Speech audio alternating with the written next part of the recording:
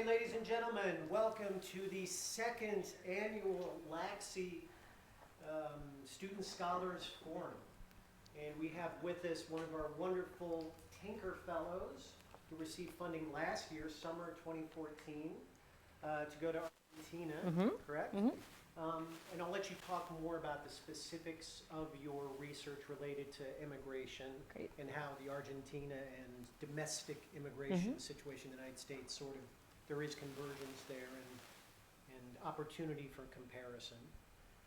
But Leanne is a second or third Second year. Second year student from geography, and take it away. Okay, thanks everybody. Thanks for coming.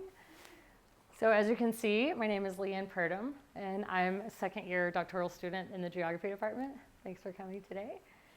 So last year, I received a graduate research travel award from LACSI and from the Tinker Foundation to go to Argentina. I was there for 3 weeks in July. And I study immigration policy, and so I'm not going to do an hour-long talk about immigration policy today. I'm going to do 20 minutes that tells you who I am, what I study, why I went to Argentina, and what I'm talking about now. So what do I do? Actually, back, please. Thanks. So as a scholar, I'm interested broadly in immigration law. I want to understand exactly how legal categories are made and how they work. Legal historians have shown clearly the changing meaning of legal categories, that they're constructed and that they change over time. So specifically, for example, May Nye, in her book Impossible Subjects, she documented how the category of the illegal immigrant, and I'm doing air quotes if you can't see me, originated and became normalized in society only over the last less than 100 years in the society in the United States. So critical geography, legal geography, historical scholarship, these are the frameworks that I'm using to think about immigration, and I'm using them to think about how we can represent and rethink the way that we think about immigration law in the United States right now. Specifically, how these ways of thinking can remind us that the legal system in the United States and our perceptions of belonging in the United States are products of human creation and not reflections of a natural system. So that's how I think about immigration. I did my master's research here, which was also funded and helped out greatly by Tinker funding when I went to Guatemala in 2012. And I analyzed restrictive immigration laws in Georgia. So last year, I was in an immigration law class here in my first year in the PhD department at the law school. And I started coming across articles like this, thank you, where, so this one by Barbara Hines, and it says, "The right to migrate as a human right, current Argentine immigration law." And I didn't know anything about that, and I was really intrigued, like, what is this immigration law policy based on human rights? How does it work?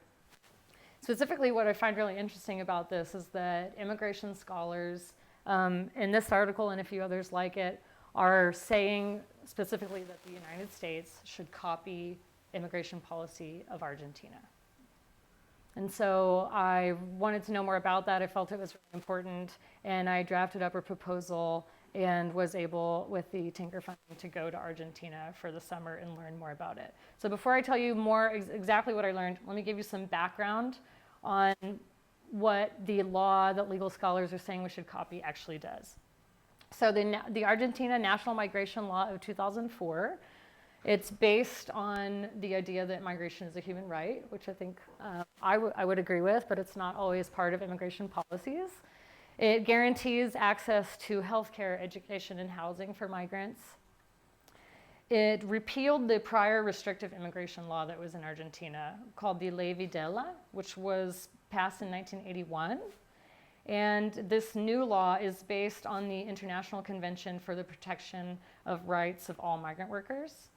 It provides that the country has to develop and implement legal procedures for people coming into the country, allow a pathway to gain legal status for migrants, protect migrants from discrimination by employers, and provide increasingly accessible avenues for legal permanent residence. Sure, thank you. The law aims at maintaining traditions of open and humanitarian treatment of immigrants, promotes the integration of immigrant labor force residing legally in the country, and encourages visitors to the country. Part of this that I think is really interesting is that the law includes a program for migration document regularization, or the Patria Grande plan, which basically says that there has to be a legal way to get a work permit and to get some kind of legal residence in the country. So people can come in with a 2-year, people can come into the country and adjust their status. They can come in as a visitor and can apply for a 2-year residency when they come in. Then they can get 2 more years residency and try to become a citizen. And there are pathways to do that. So I wanted to find out how this law was actually being implemented and what's happening. So I did go to Argentina during July 2014. So there was some major footballing events there. So I was able to go, from the second I got into the airport, I saw Messi, and I was able to be there in Buenos Aires during was it the semifinal or the final?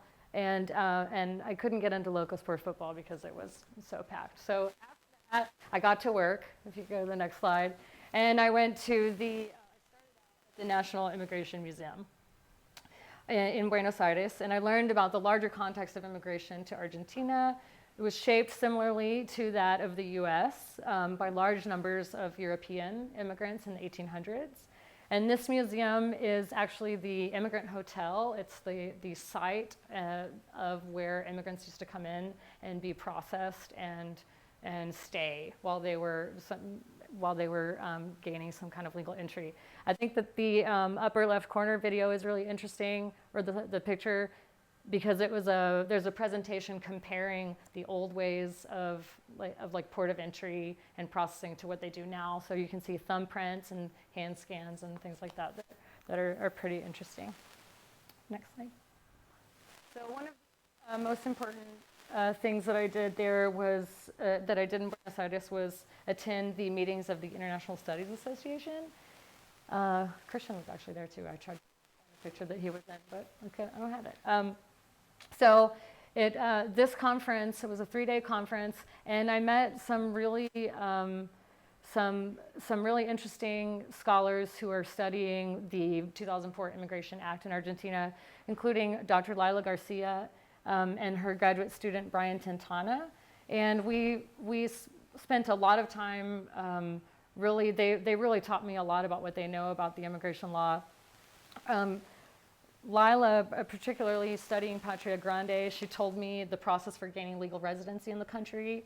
She told me, introduced me to people who told me about how they had come in. For example, Brian came in as a visitor and adjusted to become a student, and then had the opportunity to become a citizen, coming in as a visitor, which is not how policy works in the U.S.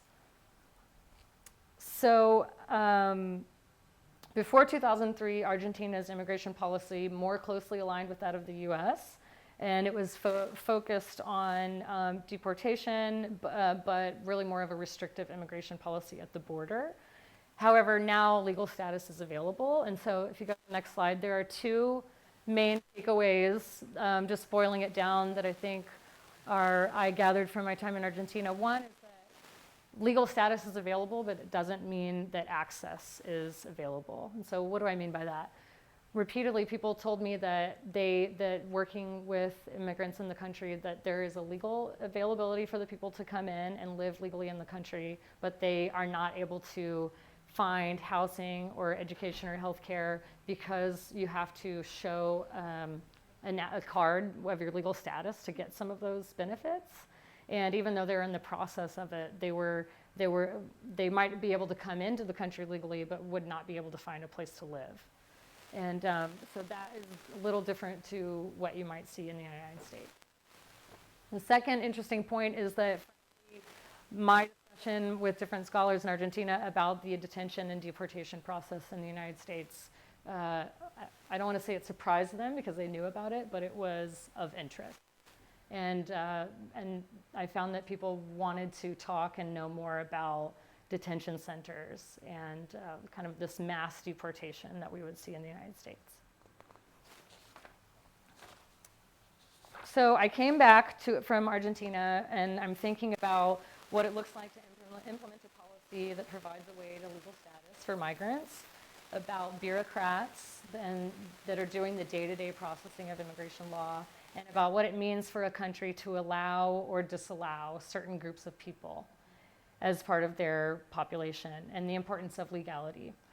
So I'm going to turn now to, just for the next 5 minutes or so, about what my new work is, my current work, because if you can go to the next slide. When I came back from Argentina, I came back to the US, and I started seeing a lot of articles like this, looking on the news, or unaccompanied minors, or the unaccompanied minor crisis. Again, I'm doing air quotes if you can't see me.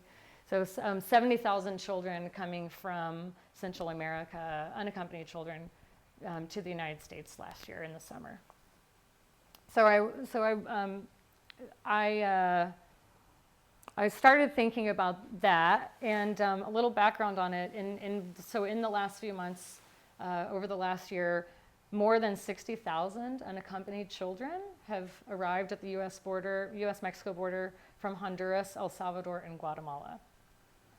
Now, this has attracted national concern, interest, discussion. President Obama has called it a humanitarian crisis. The United Nations says that all children deserve protection under international acts. However, what I'm interested in is the fact that despite this care and professed care for all children, current immigration policy in the US regularly facilitates processing, detention, and deportation of children. So I see this as a categorization of sorting into those that get legal relief and those that do not, similar to the categories I talked about from the very beginning of my talk. So I started thinking, why are we hearing about this crisis now? And as I started digging into it, if you go, I was interested by the fact that many children have been coming, unaccompanied children have been coming to the US-Mexico border for many years. If you look at this chart, you'll see that since 2009 through 2014, a large number of children from Mexico have been coming to the US-Mexico border, larger than other groups by nationality. However, there is why I hadn't seen so much about it in the news. Maybe other people are more aware of this, but so there is one important law that shapes the reason why children are, or the ways in which children are processed at the border. If you go to the next slide, I want to tell you about the Trafficking Victims Protection Reauthorization Act of 2008. And basically what this law says is that children from contiguous countries, so Canada and Mexico, of course, are able to be returned back across the border very quickly without being processed through the legal system. So the Mexican children that you would see registered in the chart that I showed before have been coming to the US-Mexico border, and a Customs and Border Patrol officer just drives them back across the border. So based on the Victims Protection Act, children from Central America, because they're not from a contiguous country, have to be placed with the Office of Refugee Resettlement. Hence the larger kind of national context of processing, where are they going to go, who's going to care for the children, will they get legal status. So I find that important. The fact that this is what I was thinking about when I came back from Argentina. The fact that Mexican children are, when they come to the U.S. border, are driven back, and the children from Central America are processed in a different way.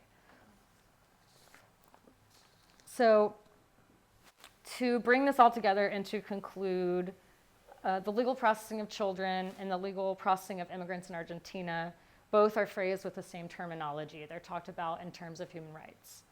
Right to migrate, or the right for all children to have their best interest, different things like that.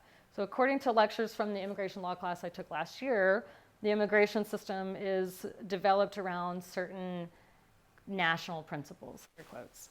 So these principles could be including national security concerns, family unification, and allowing certain groups of people in the U.S. to bring loved ones in with them when they immigrate, et cetera. So in my work, I'm attempting to understand how nations use law to implement their own concepts of who belongs in a country and who does not. And I think child immigrants pose a particularly interesting example of this because there's a professed care for all children under international rights and by advocacy groups, et cetera. But the government processing of children requires a process where an agent has to determine which child gets relief and does not. So that contradiction is what I'm trying to move forward with my research. It's a developing idea, and I'm hoping that maybe some of your questions or comments will help me do that. And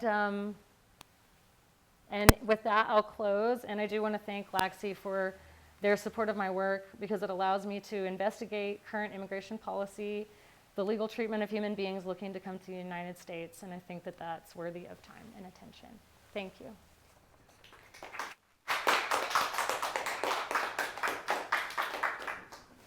Questions? Yeah. Comments? I have a question, comment. Hi. Okay.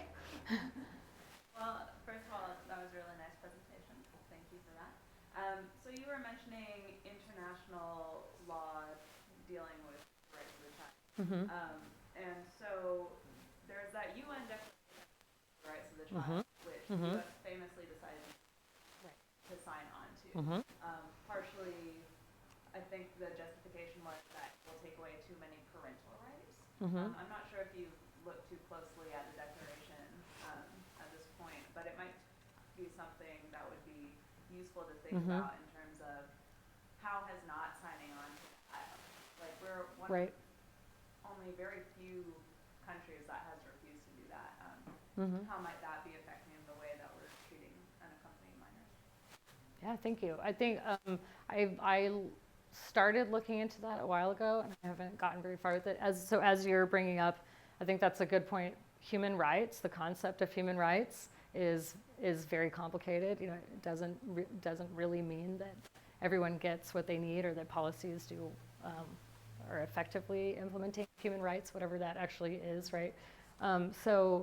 But I have seen a lot of mention about the best interest of the child, which is a principle. I don't know if it's within that declaration or. I think they talk about that. Right. Yeah. And so that would be that's something that I'm looking about that. Yes. Thank you, Ian. Thank you. I was thinking in terms of that shift that you sort of described in the Argentine immigration law, where it's prior to 2003, it was much more stringent and I believe they exclusionary. And afterwards there was a shift that was kind of more ideologically framed around migration as a human right, but yet the way that it's in practice, it's very much like only certain people have access and others don't. Right. So I couldn't, I guess my question is about political economy in a way, because I couldn't help but think about like the massive economic crisis that Argentina went through in 2001. And what ways that may have been informing that shift, where it was like huge, like so much poverty, no jobs, people like moving from upper down to middle class, like class stratification is completely shifting in that whole country. In what ways is that like desired openness, which is I think you said very clearly it's not really real necessarily. Right. Maybe a part of attracting certain types of people or something. I don't know. I'm just curious if you thought about that. Right. I don't think that's something that I would want to know more about. That is something that came up as a question while I was there. Oh, this is something to find out more about. I think that's a really good point. I don't know. I think that there is this like open, like I said, the legal system is open and people can come into the country and find, but the actual process of finding work, even with a legal permit or finding housing, possibility to stay in the country. It's more complicated than that. Yeah. You talked a bit about categorization, also looking at sort of the way that Central Americans are treated as a different category than Mexican immigrants, or whether Mm-hmm. you're more interested in how individuals experience the process of migration and Mm-hmm. of processing itself, and whether you're looking more at individual categories of, you know, whether people are allowed to stay or not, Mm-hmm. and also, second part, True. whether you see it as being, as those who are allowed to stay, as being more in line with the professed concern for children, or whether the return is more in line with the professed concern for children, and how you feel that that actually gets mediated based on sort of those two very different outcomes. Mm-hmm. It's a really good question. Thanks. That sounds like a dissertation topic. This isn't a defense. Yeah, seriously. Well, so the first question, so what I'm really interested in right now, and again, this is developing, and you pointed this out in our proposal class, is that I'm really interested in the way that bureaucrats, or I'm saying bureaucrats, but Customs and Border Patrol officers, or the person that has to make a decision, how they're determining who is what is legally defined as an unaccompanied alien child, a UAC, because there is a different, that's a specific legal definition. So an officer has to determine, first of all, what country a child is from, and I wonder how do you do that? You know, their exact age. So sometimes, I've seen reports of using dental scans and dental reports to determine if someone is 18 or not. So it's the flexibility of that process that is really what's interesting to me, because that's how I think I can really investigate this categorization idea, which is what I am really kind of all about, right? How does someone, you know, I see a child, you know, I encounter them somehow in my job as agent of the government. How do I make this exact determination which group they're in? That's really what I'm trying to get at. And your second question, I don't know. I'm not sure. I think that's probably what I would be getting at with my dissertation. Is one of the, if I can keep going with this idea of human rights, I'm really going to have to think through that, you know, how that notion of protection and care for all children really works. I'm just starting on that. Anybody else? Yeah, I was just wondering, so a lot of what you're working on is more of the legal, bureaucratic, governmental aspect of Mm-hmm. it. And I think it's kind of interesting because that does not also include the way somebody kind of either assimilates into a new culture Mm-hmm. or something like that. And in fact, in Argentine and U.S. Immigration policies, while the policies may be whatever they are, it depends on the area and education, the Mm-hmm. class of the person, especially in Latin America, that tends to be a big thing. Mm-hmm. Is that something that you also noticed? I mean, despite for example, Mm-hmm. you're still not seeing it on the local level as far as like people integrating, for example, or did you see that? Was Right. different? Well, I think that's a great question. As for this kind of assimilation notion, I don't know much about that in Argentina. I did meet people working with, for example, like the United Group of Peruvian Migrant Women, or, for example. But that's not a topic really that I got into. I think that would be really interesting to look into, though. That was a great question. Did we discuss that major blip between 2013 and 14 where the proportion of Mexicans relative to Central Americans went The flip. Yeah. No, we didn't, and I'm glad you brought that up. Is because that is one of the main points, at least of that chart, is that the proportion of the children has pretty much flipped. It used to be, I have the statistics in there somewhere, but it used to be like 85% from Mexico, 12% other countries, and last year it was the reverse of that, which is. And those, the countries in the chart were Guatemala, Honduras and El Salvador.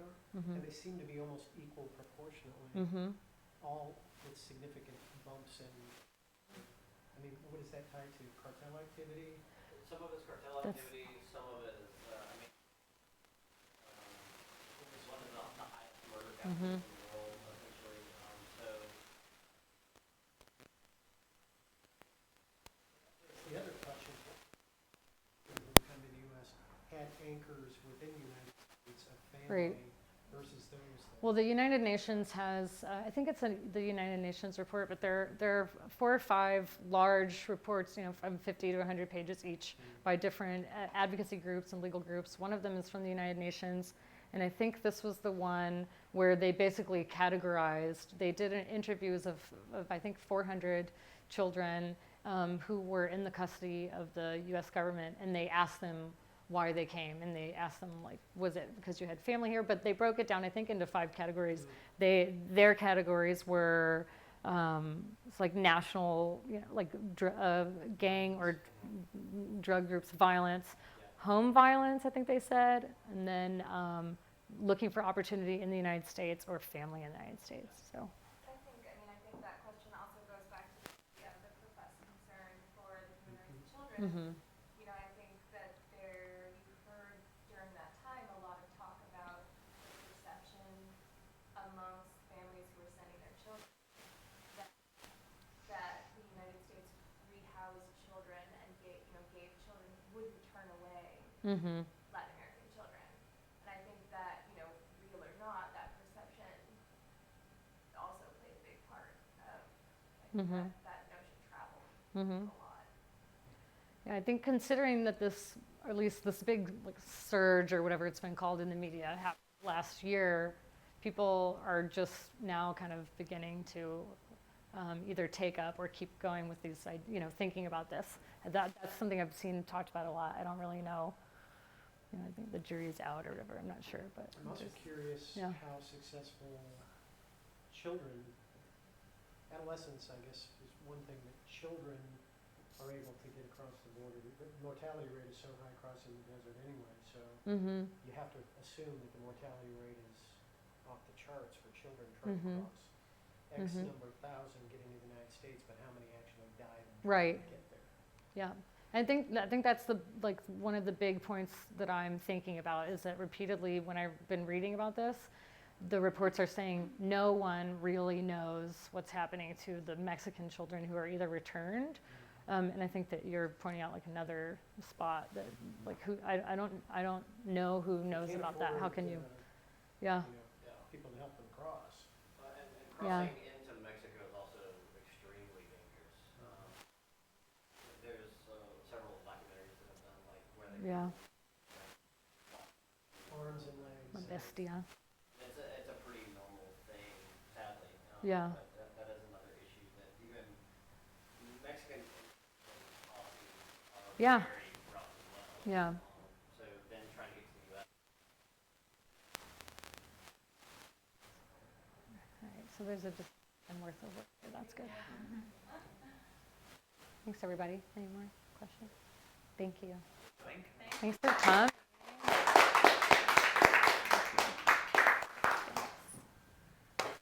Thanks, Phil. And it's been